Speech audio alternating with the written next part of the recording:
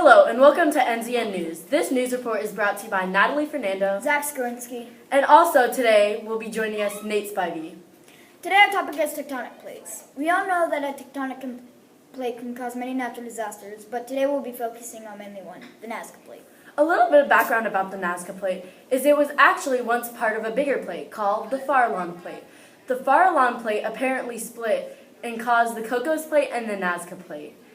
The Nazca plate is located right in between the Pacific plate and the South American plate and is right above the Antarctic plate. The Nazca plate moves 79 millimeters per year.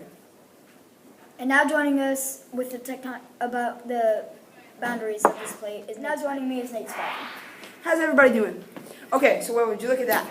Today we will also be talking about the three boundaries for the Nazca plate. The first one is a convergent boundary, the second one is a divergent boundary, and the third one is an inactive boundary. Now does Zach a little bit more about the convergent boundary? Thank you, Nate. So the convergent boundary for the Nazca plate is between it and the South American plate, which is located right next to it. Once the two plates collided, the Nazca plate ended up diving under the South American plate and into the upper mantle. This movement can cause earthquakes and minor tsunamis. An interesting fact about the Nazca plate and the South American plate is when they collided, it amazingly formed the Andes Mountains. Did you know that, Nate? No, I did not. Thank you, Zach. So I will be talking about the divergent boundary. So the divergent boundary between the Nazca plate and the Pacific plate, which is located right here. So as you can see, the Nazca plate is moving eastward, while the Pacific plate is moving westward, causing a split between the two plates. This can cause tsunamis. A little bit about the boundary is that when the two plates are splitting, magma from under the seafloor will release, causing volcanoes. And now Natalie, a little bit about the inactive boundary. Thank you, Nate. Now here's Natalie with a little bit more about the inactive boundary. Thank you, Nate. This boundary is actually between the Antarctic plate and the Nazca plate. What's weird about it is they're both moving eastward at the same time.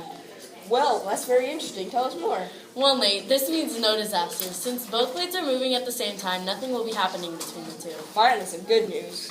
So countries that are mostly endangered by the natural disasters are South American countries like Chile, Bolivia, Peru, and the Galapagos.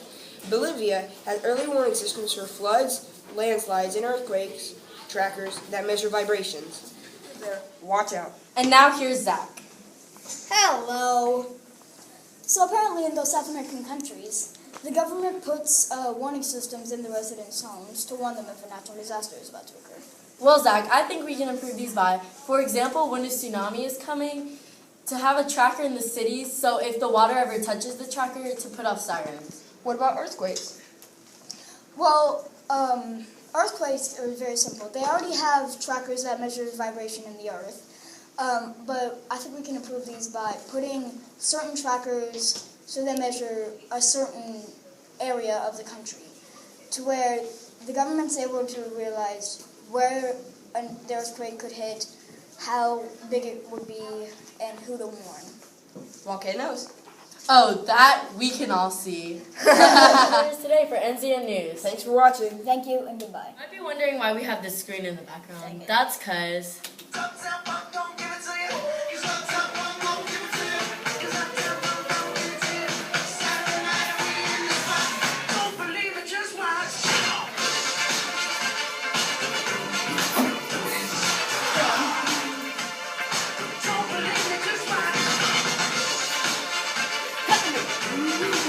information we forgot. So as you can see right here, the inactive boundary affects no one because it is in the ocean. The divergent boundary affects nobody also because it is in the ocean also. But the convergent boundary affects Chile, Bolivia, Peru, and Argentina. As you can see, the most recent earthquakes happen along Chile. So, yeah. You might be wondering why we have this screen in the background. That's because